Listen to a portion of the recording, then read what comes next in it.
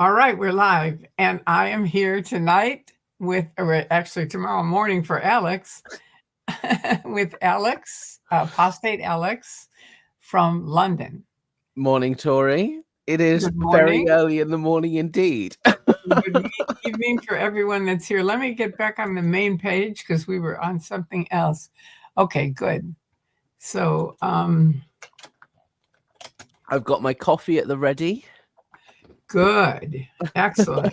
So the needed things are here, Alex. The I'm a little coffee. bit slow right now, but give it about 15 minutes and I'll be bouncing off the walls once the caffeine hits my system, Tori. Don't worry. I already said that we have to be kind to you because it's 6 a.m. there. So, It's all good though. We're here. yeah, you look good. So, Thank you. welcome to ToryMagoo44 and our gang.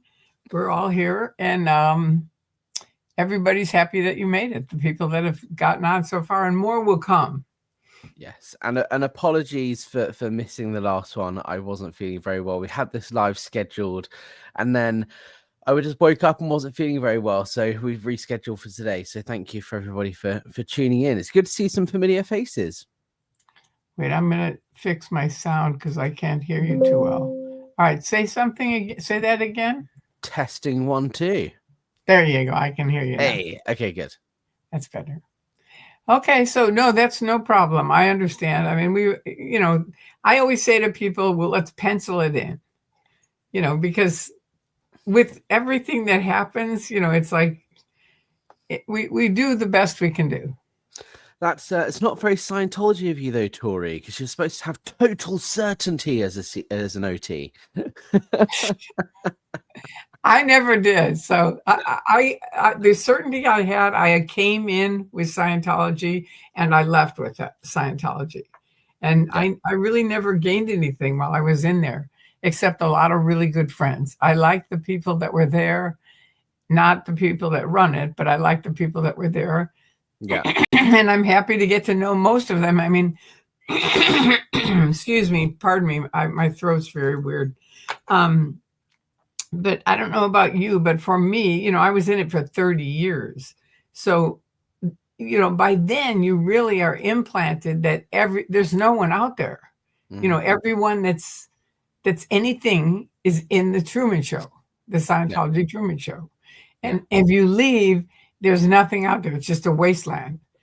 Yeah, I mean, I wasn't in as long as you were, but it did still control the entirety of my life, right? Everybody that I knew was a Scientologist by the end of it, and because and anybody outside, you're taught to believe that, like, why would you want to be friends with someone who's not a Scientologist? Like, Scientologists are the only ones that are actually like doing something to help the planet is what we used to believe. So, like, even if I knew people from school or whatever outside of Scientology, why would I want to be friends with them? Because they're not actually doing anything to help anybody, really. Exactly. So that mindset is dangerous because it isolates you. It really does. And you tend to cut off different. And this is, I want to make this clear. I'm trying to do it more and more because the kids on TikTok all think everyone's in the Sea Org. No. Like all of our lives were like the Sea Org. And I try to say, they go like, what did you eat? And I'm like, I ate whatever I wanted to eat. I was public. Public is different than the Sea Org. Yeah. The Sea Org were owned by Scientology. They slept there. They ate there. They worked there. That was it. But public, you have your own job, your own place where you live. You eat what you want to eat. It's a really different life. It really is. Yeah, so I was class 5 staff, which is kind of somewhere in the middle. And in some ways, we get it better. We had it better than the Sea Org, but in many ways, it was a lot worse because although we didn't get birthing and food provided like you get in the Sea Org, so you're expected to pay for those things yourself. So you have to have a job outside of the org. Although technically on paper, I was only contracted to work Monday to Friday, 9 till 6. If my stats weren't up, I was staying up all night selling books to get the stats up. So on top of like everything that you get, the pressure of a staff member and everything, I ended up doing Sea Org hours, but I also was supposed to have a job outside of everything because I wasn't provided anything by Scientology. I had to pay for it all myself. Right. So in some ways, it was actually kind of harder than if I was a SEAL member, because if I didn't work outside, I wouldn't be able to afford, to pay for where I was staying or whatever. Right. Right.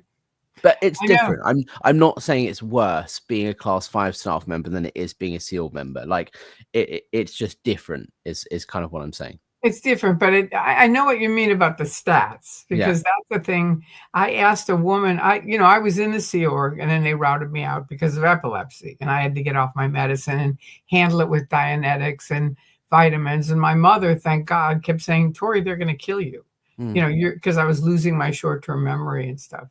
So anyway, and there you go. See, I get off on these little things, and then I forget what I'm talking about. But anyway, she said they're going to kill you. So, okay, I went back on my medicine, and now I'm a public. And so I kind of knew, because I was Sea Org. I mean, I was public, then I was Sea Org. Then I went NSO, which is non-Sea Org, right? But you're not contracted staff. Yeah. That was weird. Or I don't know, maybe we were. I can't remember. We did it for a couple of years, and then they canceled that. So then we were public, and then I was a volunteer. And now they're trying to, apparently, I don't know if they're doing it over in London. I wanted to ask you that. They're apparently saying here that the Sea Org are just volunteers. Yeah, so it's always been a tricky one, because the UK has very strict labor laws, right? So the law is like this here. If you have responsibilities and an office, and you are expected to show up to work, right, regardless of what contract you've signed or anything, you are considered a worker. And therefore, you are entitled to the national minimum wage, you're entitled to holiday pay, you're entitled to a pension and all those other things, regardless of whatever you signed. So the contract I signed said that I was a religious volunteer, and therefore I didn't expect to get paid for my work, and I would just get a weekly stipend, which was based on how much the org makes the week before. So sometimes I'll get paid like £20 for a week of work. And when I say a week of work, I mean 9 till 6, Monday to Friday, and often into the evenings and weekends too. Sometimes I made £100 or £200, right, which was a luxury. But it still was less than minimum wage.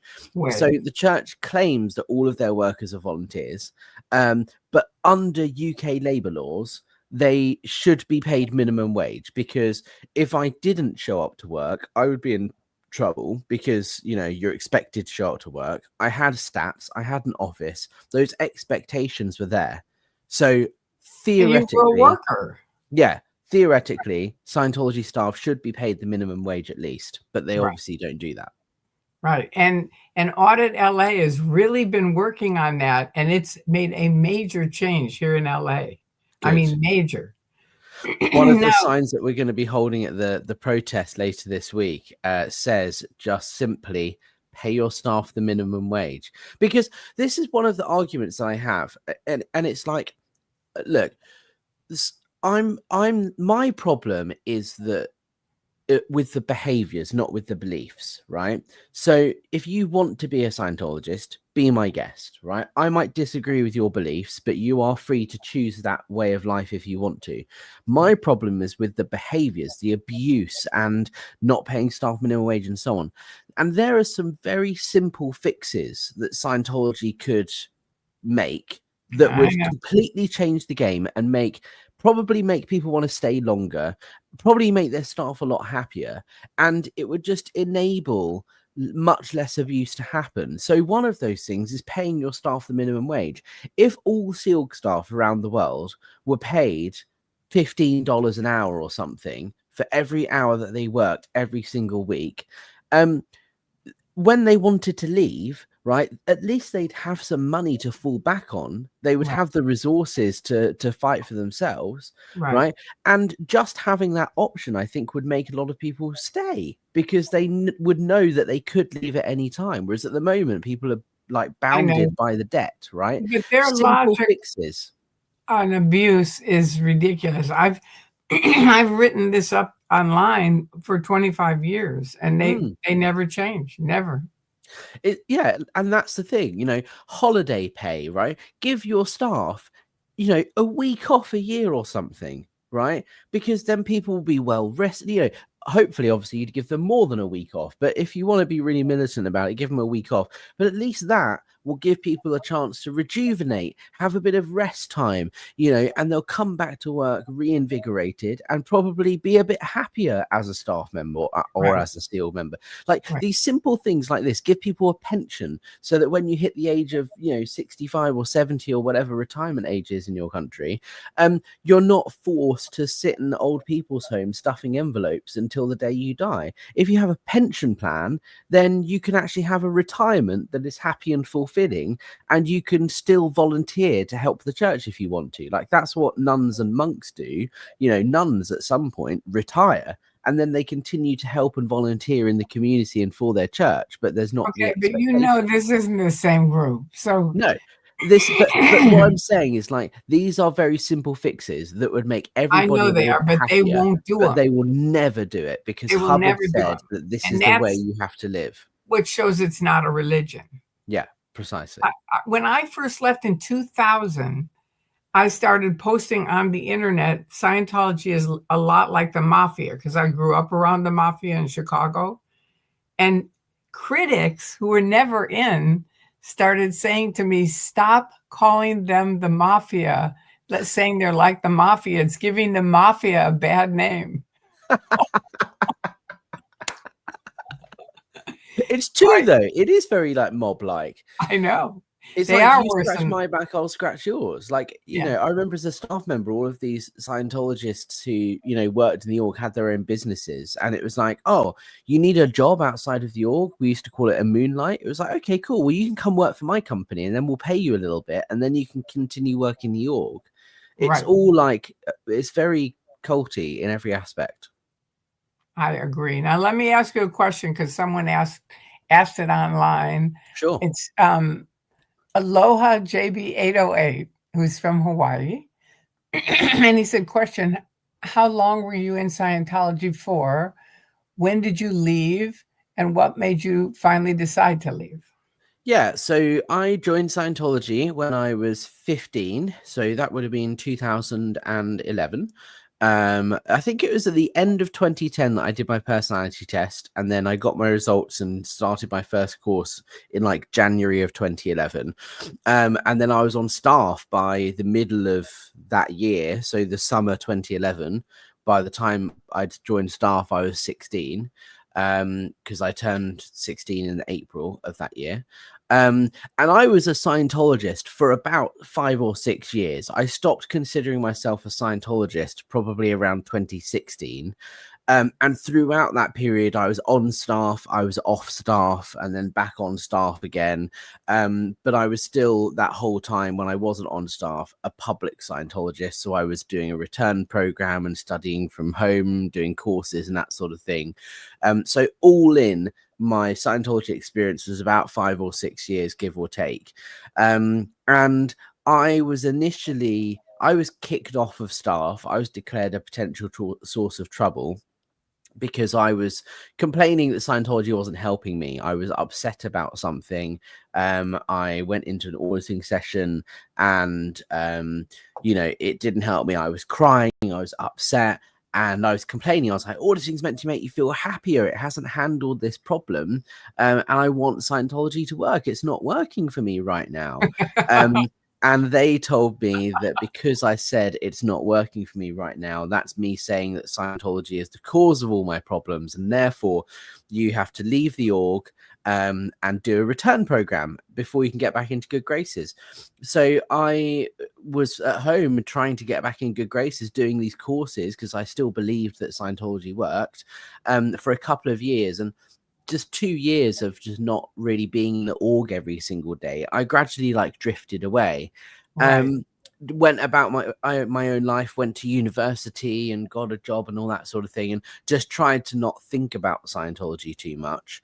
And then about 8 years after I was kicked off staff, maybe 4 years or something after I stopped doing courses from home, I came across YouTube and started hearing all these stories that other members had said about the abuse that they suffered. And I Right. thought, holy cow, it's not just me. Like there are lots of people who've suffered various forms of abuse inside this organization and went down the rabbit hole. And that's when I decided to start speaking out, which was just over 2 years ago. Good for you. Good for you, Alex. You've Thank done a lot in a little bit of time that you've been out. You have really been, successful. I think for me, it's like, look, I have a very small window of opportunity here to do something, right? First, when I first started speaking out, there weren't really many British people talking about Scientology. John Atack was on YouTube talking about stuff, and he's been doing that for a long time. But that was kind of it, right? I hadn't seen any other UK YouTube channels, TikTokers, Instagram, or any social media. There wasn't. All the Scientology forums had kind of, died by this point. So there wasn't really a big community of British or European ex-Scientologists that I found. So I thought, look, let me just jump on YouTube and start interviewing people, telling my story and other people's stories. Good. To try and show people that it's the abuse happens at every level of the organization, not just in America, in the Sea Org. It's everywhere. And I thought, look, while I've got the chance, I'm just going to jump on it and do it. And one thing led to the other, and now here we are. No, he hasn't. Someone, JB808 said, wow, so you haven't been out of Scientology that long. And you haven't, but he's really done a lot in a little bit of time. Yeah, me. Yeah, Go I was on. just going to say, so I probably stopped considering myself a Scientologist around 2016, but I've only really started speaking out for 2 years. The first time I Googled Scientology was 2022. I know, but it's amazing. Explain what you've been working on, because it's mainly the IAS, if I'm right, right? There's so much, yeah. The big thing at the moment is the IAS event. So the IAS is Scientology's official membership body. So IAS stands for International Association of Scientologists, and every year they have an annual, they have a big gathering here at St. Hill, Scientology's UK headquarters. So David Miscavige flies over from the States on Tom Cruise's private jet and trots up on stage and talks about how fast and big Scientology is, how much it's expanding, and how we've changed millions of lives around the world. Of course, it's all staged and the numbers are made up and so on, but thousands of Scientologists travel from across the world to attend this event to hear Miscavige speak. And they put up this giant tent, like a 45,000 square foot tent in the garden of St. Hill, in order to host this event. And I've, for the last 2 years, so this Friday will be the third protest I've organized outside this event.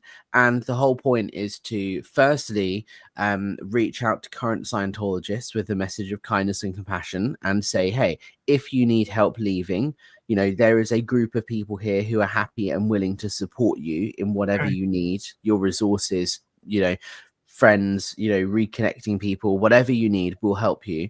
And secondly, raising public awareness and saying things like, the abuse has to stop in Scientology. So this will be our third year now that we've been protesting the IES event. Good. Kelly asked, question, Alex, do you expect the protest to be as big as last year?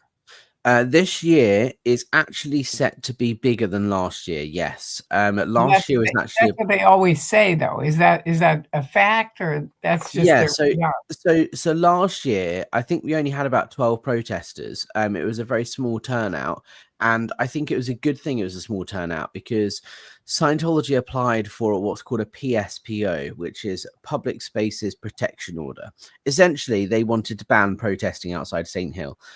So they complained to the council that we were engaging in antisocial behavior, and they said that we were harassing people and all sorts, and therefore it should be banned. So we had council observers watching our protest last year, and they made a report and an assessment on our behavior and whether it needs to be banned or not. And one of the things the Scientology said was that we were standing in the road and we were getting in the way of traffic. And ultimately, the protest ban failed, which was good. And so we've now won the right to protest. And the council actually found that most, if not all, of the problems Scientology were complaining about were actually a result of their own event, not a result of protesting outside. So we had a smaller group last year, and that worked in our favor because we could really show that, look, it's just a small group of us that get together. There's no way we cause disruption to the community or anything. So I think this year, because we've now won that case and people are aware that we have the right to protest, I think a lot more people are starting to come out through the woodworks and feel a bit more confident to join us. We have a form on the website that you can fill out that you don't have to fill out, but it just gives me an idea of numbers for the March permit and that sort of thing. Sure. We've had 20 people respond so far, and we've still got a week to go. So we're looking like we'll have more people than last year for sure. Good. And do people come in from like Ireland and stuff like that? Yeah, people travel from all over the place. There's one person coming from Australia. There's a couple of people coming from Europe. But the vast majority of people who are protesting this year are those who live locally to East Grinstead, have never been in Scientology, and are just annoyed that this cult has taken over their town. Yeah. Good, Alex. Good. Now, Verity mentions that she's watched your IAS protest for the past 2 years, and she'll be watching again this year. Now, did we watch it on your site? And is it Apostate Alex on IAS on YouTube? Yeah, absolutely. Thank you, Verity, and hopefully we'll see you in the live stream. Yeah, we'll be live streaming from my channel, so we're going to be there all 3 days. So the IES event. And what are the dates? So the big main event is this Friday, the 31st, Halloween, right? So we will be marching from about 2:00 in the afternoon UK time. We'll be marching through East Grinstead Town Centre, and then we'll turn right onto Turners Hill Road and then turn left onto St Hill Road, where we'll then meet and gather outside St Hill itself, and we'll stay there for the whole day Friday, probably until about 7 or 8 p.m. UK time, which is about 1 p.m. LA time. So it's going to be an early stream for you guys over in the States. And then Saturday, Sunday, we're not marching. We're just meeting outside the event itself, and we'll be there from about 2:00 in the afternoon both days. But just the reason we're there all 3 days is because there are 3 big events happening at St Hill. The Friday is the big IES event that thousands of people go to. The Saturday is the patrons ball, so that's where people donate lots of money. It's a big fancy black tie gala dinner. Celebrities like Tom Cruise usually go. And then Sunday is the charity concert, which is where the mayor and local dignitaries are invited to hear the Scientology band, the Jive Aces, play in order to support local charities. All right, good. So I think I got it. No, I didn't. So what are you looking for? Well, I'm just trying to write it on the thing that it's October 31st is the London IAS protest, right? Well, yeah, East Grinstead. So we're down at St Hill. Yeah. Oh, you're going to be at East Grinstead. Oh, yeah. Oh, I was there. It's such a lovely part of the world. It's just such a shame that it's tainted by the destructive cult that is Scientology. I know. What did you think of East Grinstead when you were here? Let me just put this. Did I spell it right? East Grinstead? Grinstead?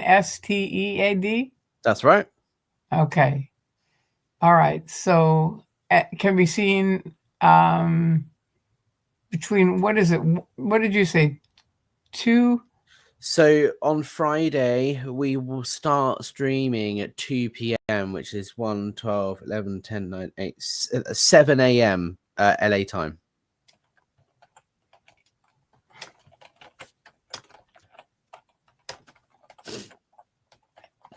Okay. So it'll be 7 a.m. to how late for you? Probably till about 1 p.m. your time. Really? Yeah, we're there for the whole day. Now, do you mean after midnight or 1 p.m. 1 afternoon? p.m. afternoon. Yeah. Okay. Okay. All right. So now see if I wrote this right. See if I got it right. October 31st, and e-screen said IS protests can be seen 2 p.m., 7 a.m. Yeah, perfect. Okay. I forget Thank you where. for promoting it. Can you see it? Yeah, I can see it on the right-hand side in the comments. I can't see it. Oh, yeah. Okay. All right. And Aloha JB808 says, I didn't know until recently, maybe Alex's stream, that the Jive Aces were all SEAL members. Yeah. I know that. They're awful. Yeah. Oh, I remember when they came out. They won a I can't remember if it's Britain's Got Talent or The Voice or some sort of like talent show in the UK, and I think they were finalists, and they suddenly shot to fame, and everyone knew who they were because they were wearing these big yellow suits and stuff, and just a lot of people aren't aware that they are all, you know, victims of modern slavery. They're all SEAL members, and their job is to promote Scientology through their music. Right. Yeah. Okay. Do you see the one on the screen? Yes, from Leanie, SP Crusader. Thank you for joining, Leanie. She's a good friend of mine. Our IS protest call this year is "We Come Back." There was no public spaces protection order granted. Flunk for Scientology. Thank you for your hard work, Alex. Yeah. So every year we have a motto. Usually it's the abuse has to stop, but this year the protest, our main message is "We Come Back," because Scientology tried to ban us and they failed. I know they have failed so utterly now with all the live streamers. It's like they are outnumbered in spades. And I don't really think they know what to do. I mean, here in LA, they're just like, you know, completely. It's kind of wonderful to see. I mean, and here's this lady, Audit LA, who I'd never met before. She wasn't in Scientology. She joined us. And then she got into it. She knows the city, and she just started going down to these city council meetings. And I'm telling you, Alex, before she started doing this and before the live streamers came, if I just did you ever see Field of Dreams? No, I didn't know. Well, anyway, it's a whole thing about a baseball team, and most of them died, and they come back through this cornfield out in Ohio, right? And it's a really great movie, but they invite one of the guys to come with them at the end. And they say, come with us. You know, he's an older guy. And so he puts his hand in the corn, you know, like to see if it's really something he can go into, or does his hand go invisible? And it goes invisible. So for me, on L. Ron Hubbard Way, they always used to say, this is the line, Tori. You can't put your one thing over this line or we'll have you arrested. So I would always just put my toes over the line, you know, like if that was the line, I'd just put my toes over it, like Field of Dreams. Yeah.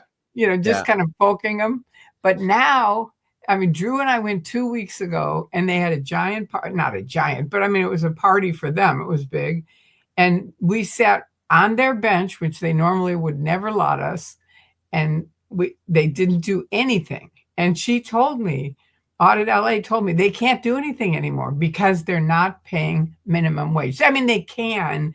She told me today they can, but they won't because they don't want attention brought to them. It's all about learning the local rules and regulations and holding Scientology to account. Like that's very much what I've been doing here in the UK. So for example, one of the things I've been applying pressure on is this big tent that they hold the IES event in, right? You can't build a structure that's 45,000 square foot without getting the permits to do that, even if it's temporary, right? Because it's a huge structure. So last year, when they put up this big tent, I complained to the council, and the council issued Scientology a planning contravention notice and said, okay, we're going to let you off this time, but next year you need to apply for permission before you build this tent. Oh, good. Similarly, they planted this 130-foot long fence and hedgerow on the public land on the sidewalk directly opposite St. Hill to try and obstruct protesters, so there's nowhere for us to stand. And I told the council, and the council came down hard on them and said, you need to remove this hedge because you've planted it on public land. You're not allowed to do it. So every little thing like that, because I've brushed up on what the rules are, I know who to complain to, and then have applied pressure through the local authority to make sure that they comply with the local rules. So this year, Scientology are under a lot of heat from the local council because they haven't done what they were supposed to do and apply for planning permission. So my point in doing all of this is it's showing Scientology up for who they were, who they really are. If they actually just followed the rules that everybody else follows, I would have nothing to talk about. So the fact that they are just like boldly doing whatever they want only makes it worse for themselves. Right. Every time. So this year, did they have to get a permit or not? Yeah, so they were told they had to, and they haven't. And the council are currently deciding what they want to do enforcement-wise. Oh, that's the thing, you can hold their feet to the fire. Well, the beauty of planning laws in the UK is if they issue what's called a stop notice, which says you have to stop all construction work and you don't have planning permission, and if you don't stop, we'll get the bulldozers out. If they ignore that, it becomes a criminal matter, and the person responsible for the construction work, i.e. the head of OSA in the UK, could go to prison. And also the organization gets fined, and the amount that the fine is based on is how much money the company has made based on the breach in planning law. So in other words, what they would do is look at how much money the Scientology event made. How much money does the IES event make every year at this event? And that's how they would work out what to fine them. So it could be a huge fine and prison time, right? All because they didn't file the paperwork to get approval before building this big tent. Listen up, OSA. Listen up. Hi, OSA. It isn't like you haven't been warned. This started last year. Exactly. And it's like, look, to avoid this situation, all you had to do was fill out a form that says, I want to build a big tent.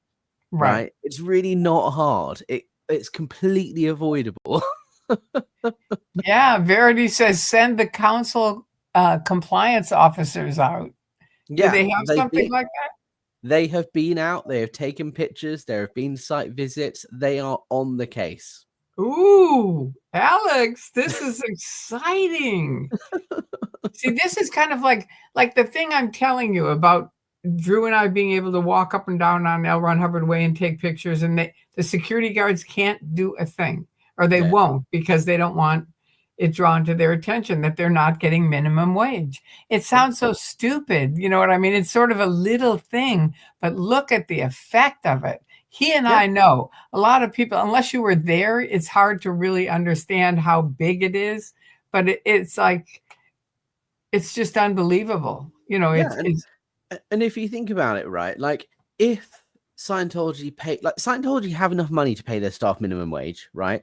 Like they have enough money in their bank account that they could afford to pay all of their staff minimum wage. Easily. So if they had just done that from the get-go, then there wouldn't be a problem right now, because there wouldn't be the pressure that's being applied on. Like the problem was caused by Scientology.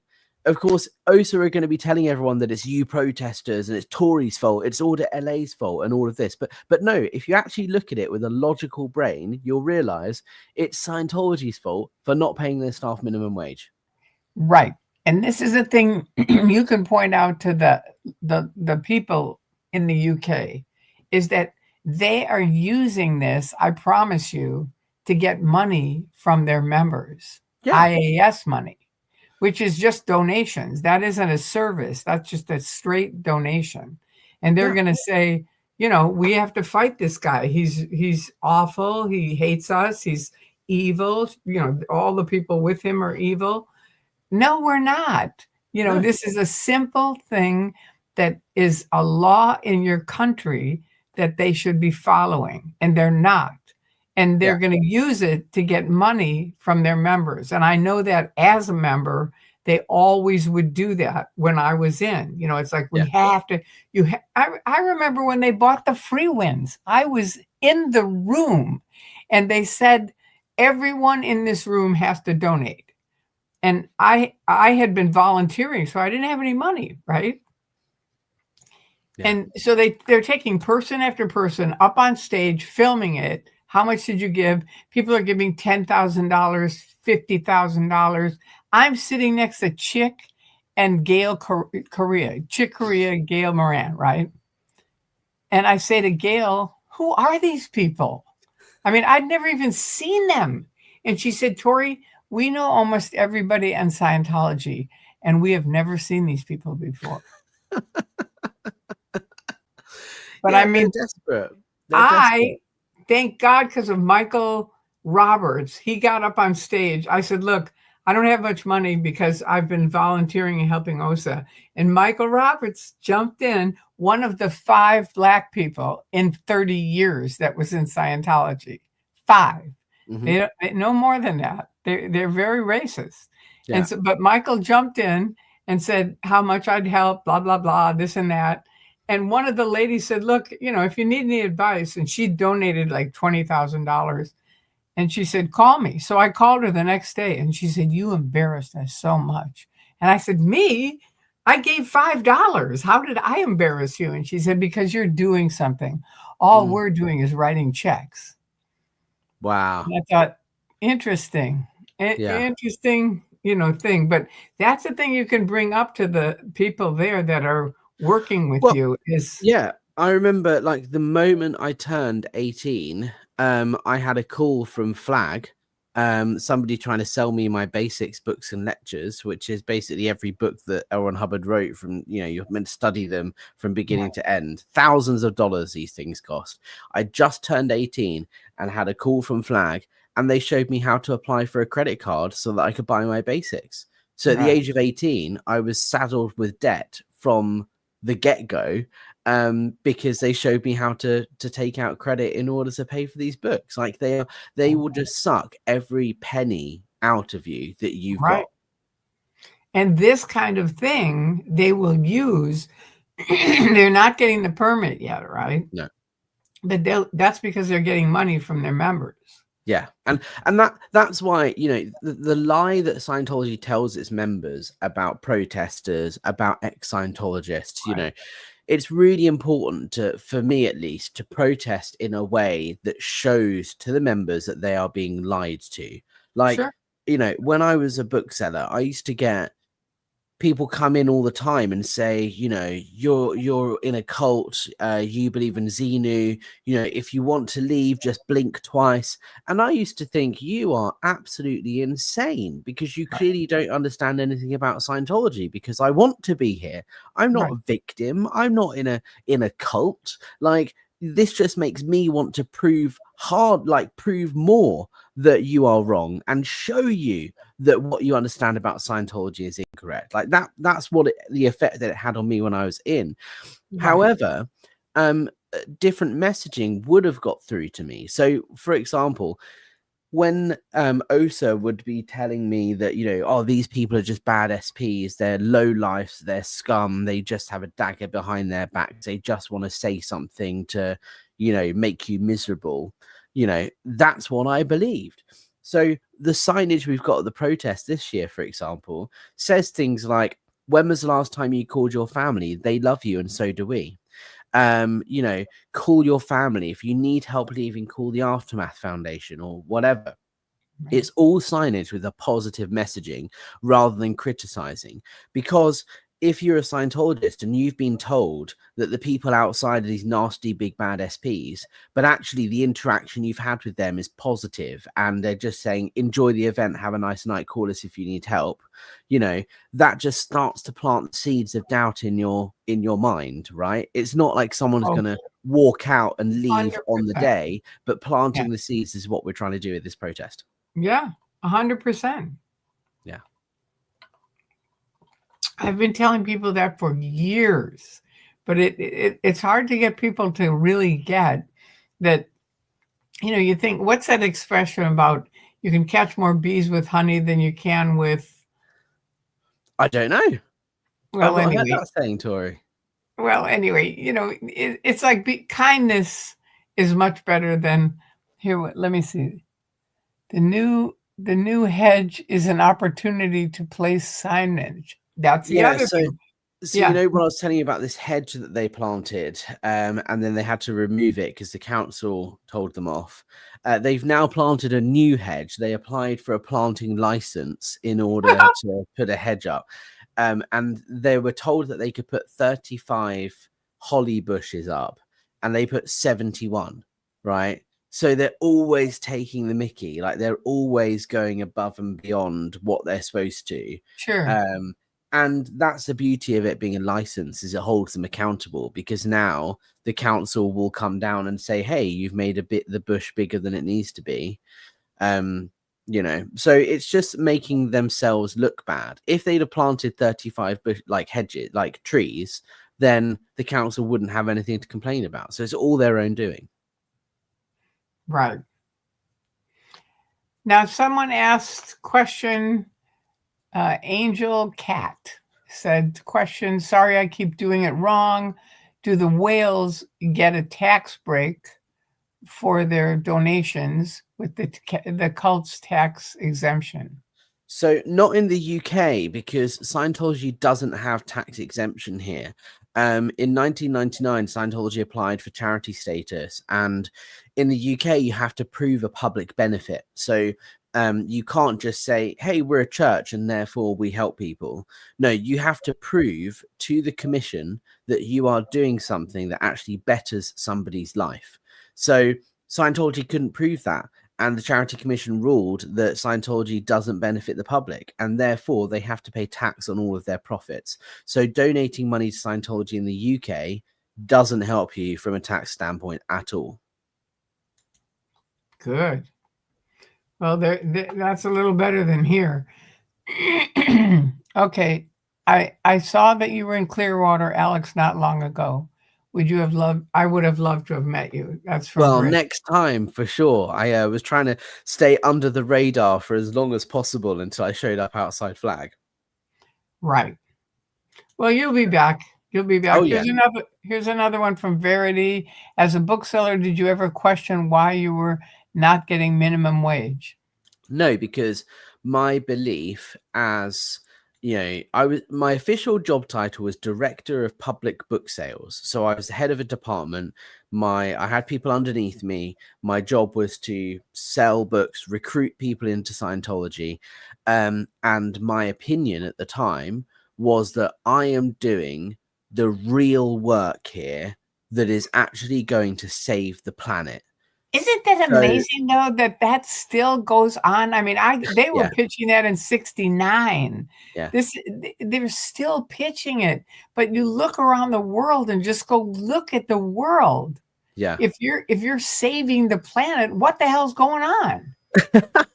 Well, you see all these flashy graphics at these events that say, somebody sent me a clip the other day, maybe it was a couple of months ago, about Miscavige saying, there were riots in Portland, and then we distributed Way to Happiness booklets, and the riots stopped. Right. Oh, so those are three facts, and I'm sure they did happen in that order. But by presenting it in that way, it makes it sound like the riot stopped because of the Way to Happiness, which is not the case. Wow. But as a Scientologist, you're seeing all this scary stuff in the news, or you probably don't even watch the news, but you're hearing about stuff. And you genuinely believe that Scientology are the ones actually stopping all of this hunger, strife, war, and all of that. So I didn't ever question why I wasn't getting paid minimum wage, because it didn't matter. What mattered was saving the planet. And that's what I was doing every single day. There were times when I had to choose between whether to get dinner or the bus home, because I couldn't afford both. do I go and get a bite to eat for dinner? And this was as a teenager, or do I get the train home or the bus home? And I had to make those choices, and it sucked, but I didn't think about it too much because I was like, it's a small sacrifice that I could pay for global salvage, you know? Right. It's amazing, though, for me, having been in that mindset for years and years and years, and then now to be out and go, how did we buy that? Yeah. When the world has been going down in a lot of ways for a long time. And Yeah. these OTs that are supposed to be able to handle matter, energy, space, and time because over life, they're not handling anything. No. But they say they are. They say they are. Think they are. You think that they are handling everything because that's what you're told and you're led to believe, because everybody around you has like drunk the Kool-Aid. So like, you know, when you are, it's an all-encompassing totalitarian extremist belief system. So everybody around you has taken a bite of the same cookie, and everybody around you believes the same thing. So you're not allowed to question. So if you do have any doubts, it's like, well, why would you doubt that, right? Because the evidence is there in front of you. You can see that we're all happy and we're all loving life. So therefore, that's evidence it works. It's not. And it's true what Verity's saying. I get it. It's again the frog and the boiling water. You know that analogy? Yes. Yeah. And if you slowly boil them, yeah, they boil. They won't jump out. Exactly. They won't jump out. Because when you join Scientology or when you recruit people in, it's not like they don't sit you down. I never sat someone down and said, right, here's how Scientology works. You're going to do a life improvement course, a personality test, and then we're going to tell you about Xenu, but only after you've paid so much money. Like, they're not honest, right? It's a slowly, like a slow thing that builds over time. So in the beginning, you know, it's like, what do you want to improve in your life? It's like, oh, you know, I want to help my communication, or I don't have much confidence, or, you know, I have trouble speaking to girls, or well, like whatever it may be. And then we go, okay, well, we have a life improvement course that can help you with that. It's like $40. So, you know, give it a go. It will give you some tips and tricks and tools and things you can apply in your life. It's like self-help. Yeah. And if it doesn't work, so what? It's $40. But if it does work, it has the potential to change your life. Is it not worth like giving it a go and at least trying and seeing and then finding out for yourself? And 9 times out of 10, people would be like, okay, yeah, I'll give it a go and see. And it's like, look, if it doesn't work, you can just walk out the door. You know, who cares? But at least you've tried. That's how we used to manipulate people into selling them this course. And then over time, you get sucked in. And then next thing you know, you're on staff. And then you're in the Sea Org. And then your whole family is Scientologists.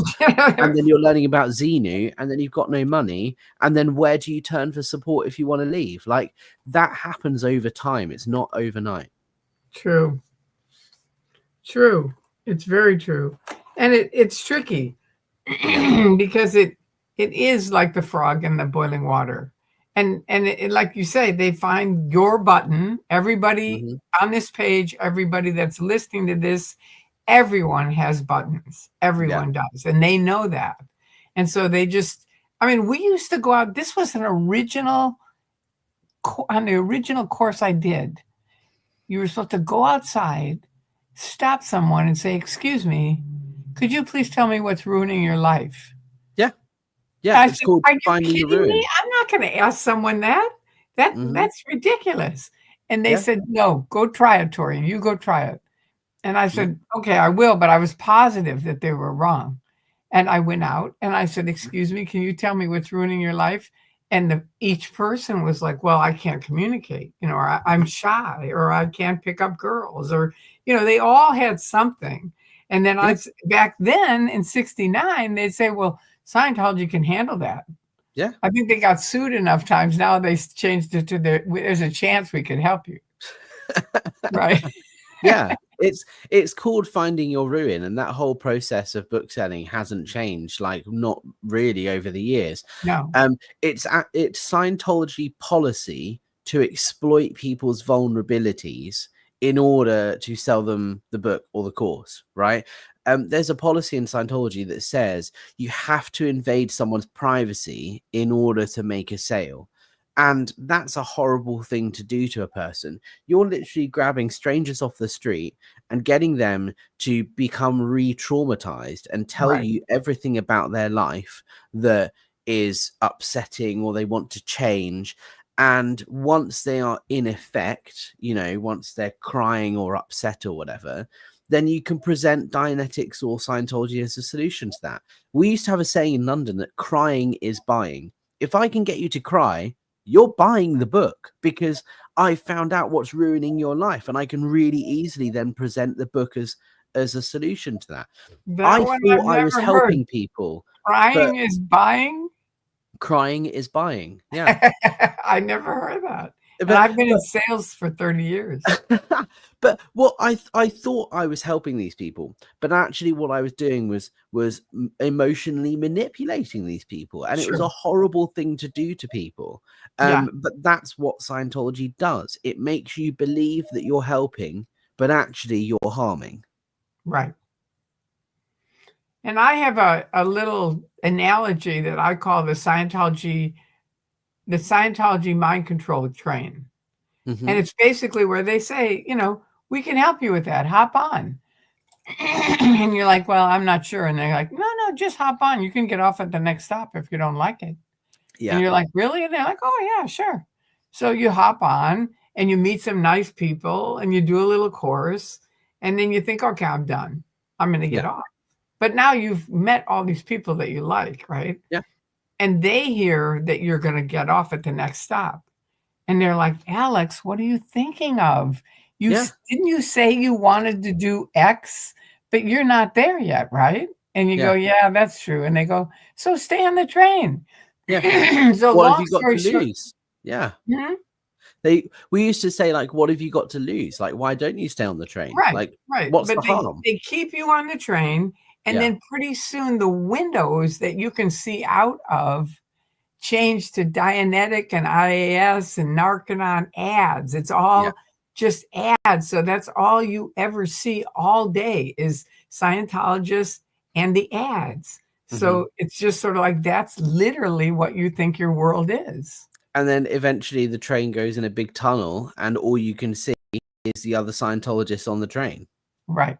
Right. That's such a good analogy. Like, that's it. And it's pure emotional manipulation, gaslighting, trickery, and deceit. You know, it's what's the word?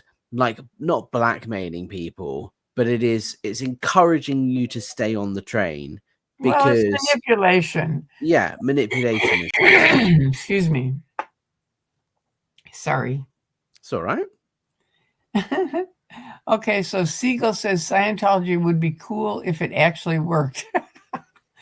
I've said for years, maybe I'm wrong, but I think if they stopped all the abuse, because that's number one, and they lowered the prices, got rid of all the OT levels because they don't work, and there's enough people out here, all of us who've done them, that can say they don't work. I mean, I met with the original Els auditors at a reunion. They said, Tori, it's just a bunch of shit. That's all it is. That's what they said. Yeah, I mean, look, my view is that if you want to believe in the tech, if you want to believe that auditing can help you, and that Xenu, this overgalactic warlord, dropped H-bombs on volcanoes 75 million years ago, like, be my guest. You are entitled to believe that, right? We have freedom of belief in this country and in the US. Be my guest. I disagree with you, but you are free to believe in that.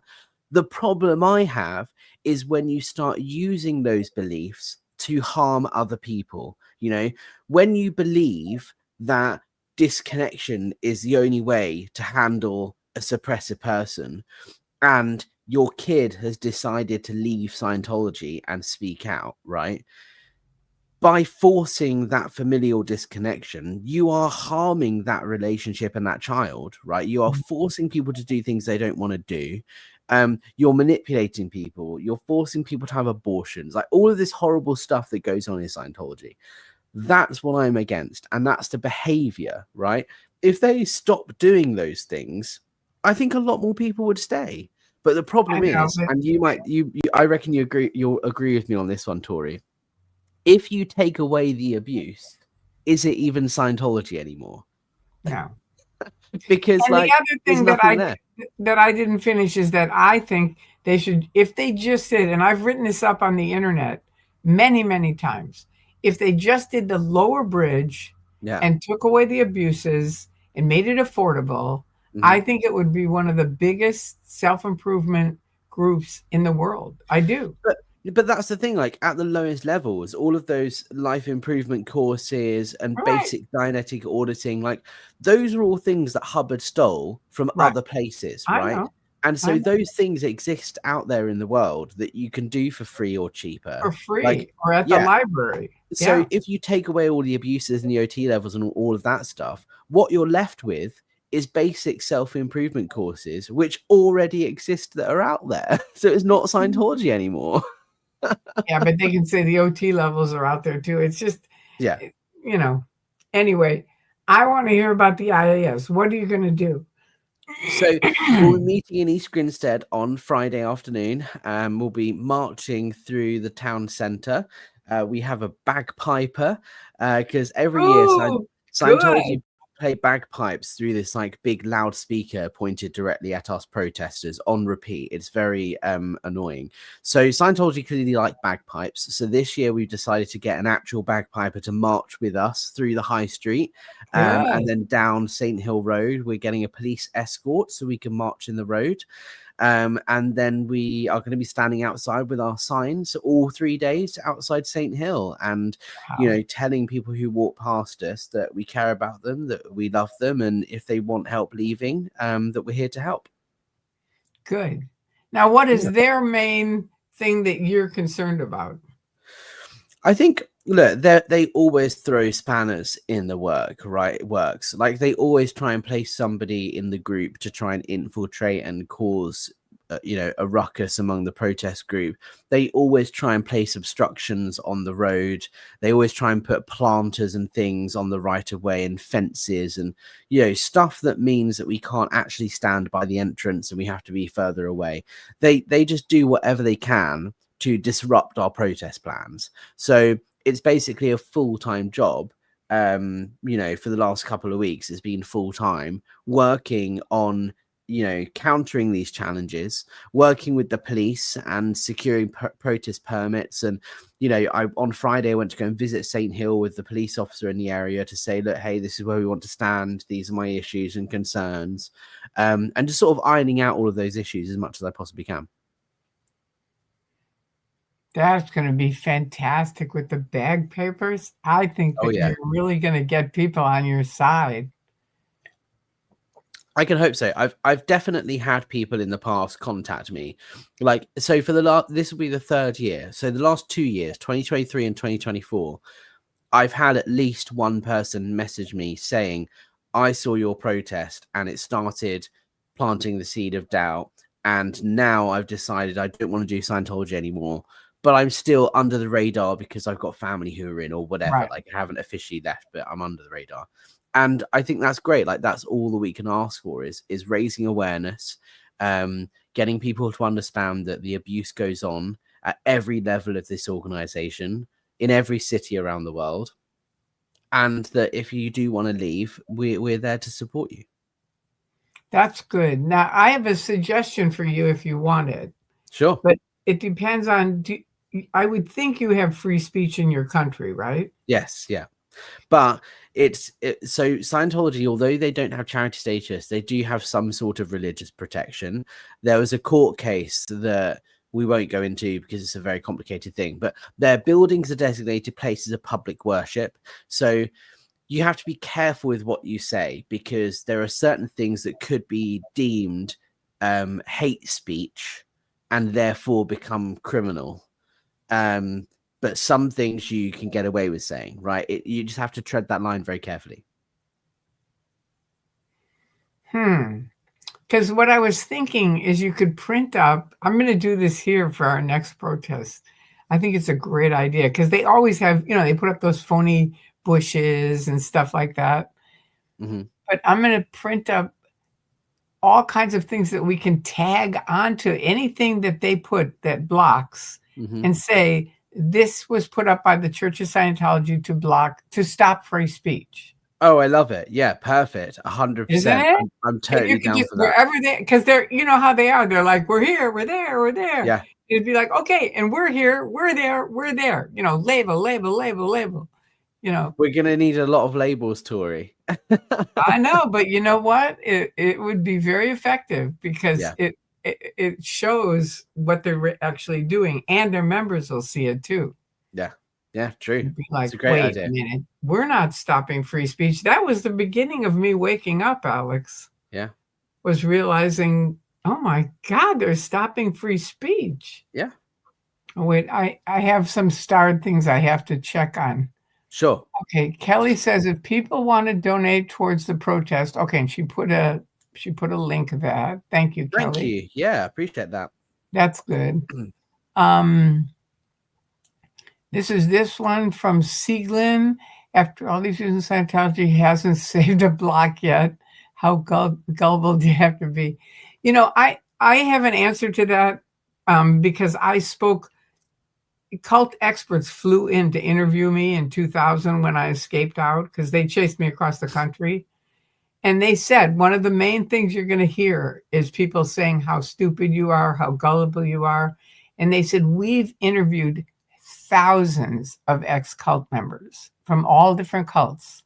And they are some of the brightest, high IQ people. They're not gullible and stupid. It's just, that's just a myth that the cults pass around, right? Yeah. So you got to remember, like, cults are, like, especially Scientology, they are expertly designed to manipulate you, right?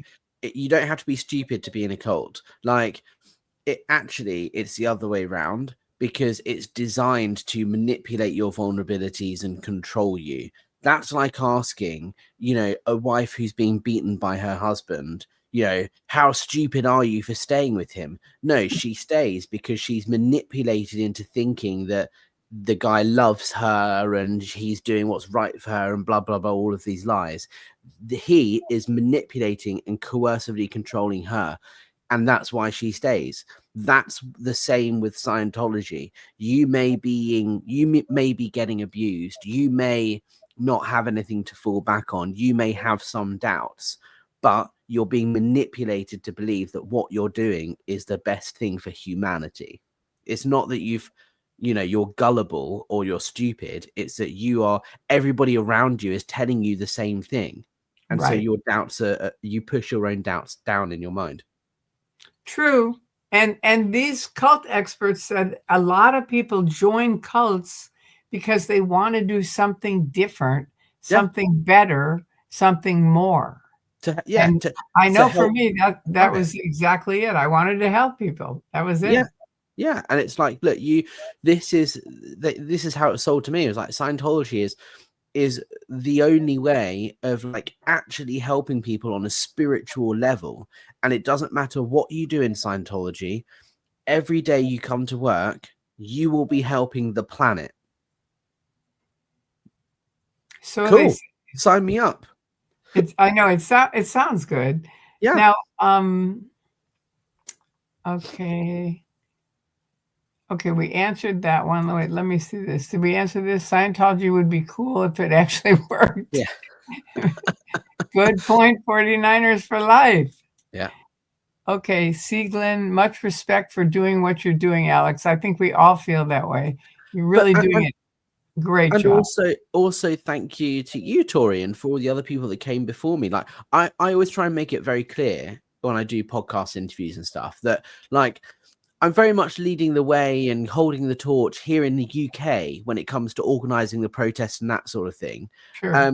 But I couldn't be doing what I'm doing, firstly, without the support and help of other people, because there are so many people behind the scenes who are helping with organizing things, with, you know, getting people transport wise down to St. Hill, with helping on social media, with doing research, people under the radar giving me information, all of those things, all of the people commenting, donating, all of that helps me do what I do. I So know. thank you to those people. But I know. most importantly, thank you to people like you, Tori, because if it wasn't for you taking the brunt of the fair game, harassment and all of that back in the day, I Yeah. wouldn't be allowed to speak out. Like, I wouldn't have had the confidence to do what I'm doing if Right. it wasn't for seeing people like you stand up to these bullies and say, you're not going to intimidate me, I'm going to speak out regardless. Like, people like you have inspired me to do what I'm doing. So Aw, well, big thank you. big shoes to fill, and I couldn't do it without people like you, Tori. So thank you. You are welcome, and I feel the same. There's people before me. You know, it's like it's a group team effort.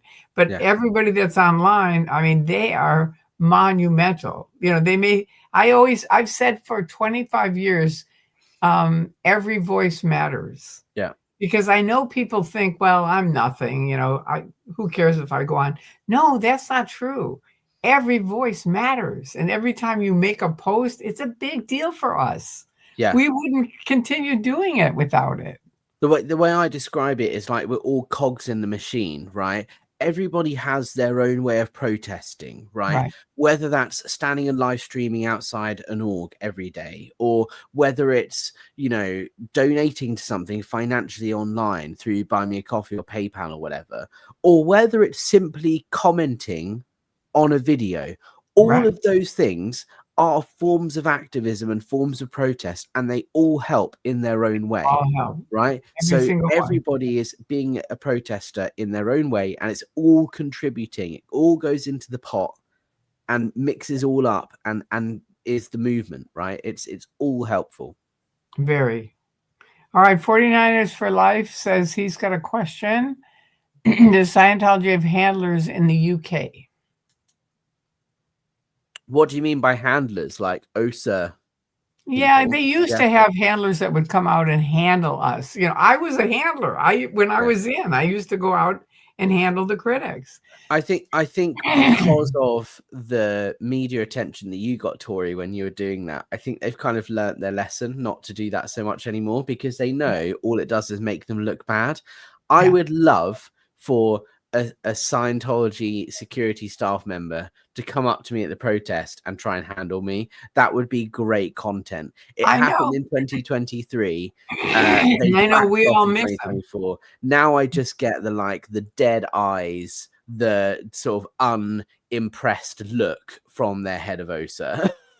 I know. They don't engage. We're the same. We're the same, and we used to be able to talk to them. We used to have 1-2 hour discussions with security guards. Yeah. Where that's why Odo, I know him really well, Yeah. because we've talked to him for hours, and we would leave and go, he's going to leave tonight, but he's still in because his mother is an auditor. So his sister's left, but he's still in. And Odo, if you hear this, you can leave tonight. I'll come pick you up. Yeah. All right, here's another one. When I was in CFS, I was told my supervisor that I didn't care at all about disseminating or spreading Scientology among people. He replied that as Scientologists, we are all required to do so. Yeah. Yeah. We used to guilt trip people into it. Like, because, you know, I had to recruit people into, you know, onto the team to try and sell books and stuff. And we used to say, hey, Scientology has helped you, right? And they go, yeah. Okay. And you agree that Scientology helps people? Yeah. Okay. So why wouldn't you want to get Scientology into the hands of more people? Because you have this wonderful technology that is changing the planet that can absolutely help people. So basically we'd say, you're a dick if you don't want to help people by spreading the word. We'd guilt trip them into, you know, proselytizing. Right. And here's part 2. So I showed them the LRH reference stating that a condition always depends upon the individual, and therefore I wasn't obligated to disseminate. There's always policy, like whatever if you want policy to say something, you can find a policy that says that. Like there's always a counter policy that you can use to argue your case. I know. That was a shocking thing for me to realize that Hubbard had written a policy for everything. If he wanted you to use the right hand, there was a policy that said it was mandatory you use the right hand. But if you got somewhere where you needed the left hand, there was a policy saying absolutely this hand is what you need to use. Yeah. You know, it was just, it really was shocking to me. Oh, wait, here's something from Moon and Stars. Moon and Stars together. All right. How many people are actually in C of S now? Are their numbers dropping? Their numbers are definitely dropping. That's no question. To give you an idea, this IES event, so this is supposed to be the greatest gathering of Scientologists on planet Earth. Like that's how they promote this thing, right? It's the official membership body of Scientology, the IES, right? You can't do services in a Church of Scientology without being an IES member, and this is their annual gathering. Historically, you know, people have said that, you know, 8,000 or 9,000 people have gone to this thing. They used to pack this tent out every single year. Yeah. I have an insider who contacted me the other day who is currently working at St. Hill, who told me the target for number of confirms for this year's IES event is 2,000, which means even less people are actually going to show up. I saw your video. You guys can go over to Alex's video, Apostate Alex, and he's got a video of a Scientologist basically begging people to come. Yeah. Right? And it's really good to see. So anyway, you can do that. I can't put it up here, but you can put it, you can go to your site and see it. Thank you. Yeah. And they're desperate, right? And I think that was for me the biggest telltale sign. If their target is 2,000, that means, you know, 1,200 or 1,500 will show up, because people always say, yes, I'm going to be there, and then don't actually go. Right. Scientology is that they say they're the fastest growing religion on planet Earth, but actually they're the fastest shrinking religion on planet Earth. Right. Yeah. We used to have an expression. I think Yvonne started it. I'm not positive, but she ran Celebrity Center. But we used to have this expression: if it isn't fun, it isn't Scientology. You can't say that anymore. No. You know, but people would laugh at you if you said that. Now it's more like, if it's fun, it isn't Scientology. Yeah, right. Exactly. Well, thank you, Alex, for everything you're doing. I really, really appreciate it. And thank you for coming on and sharing everything with us. It was wonderful to talk to you. Yeah, thank you for having me, Tori, and thank you everybody in the chat. And yeah, hopefully you can tune into the live stream on Friday. Yeah, that's right. So I'm a night owl, so I won't be there at 7 in the morning, but I'll come at some point. I'll get there.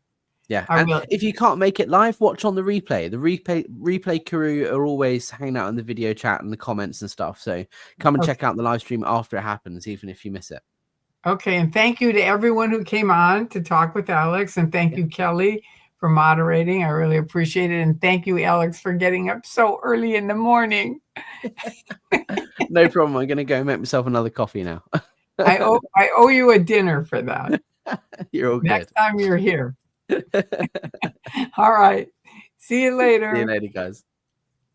Cheers. Bye, everyone. Have a wonderful time with the IAS. Thank you.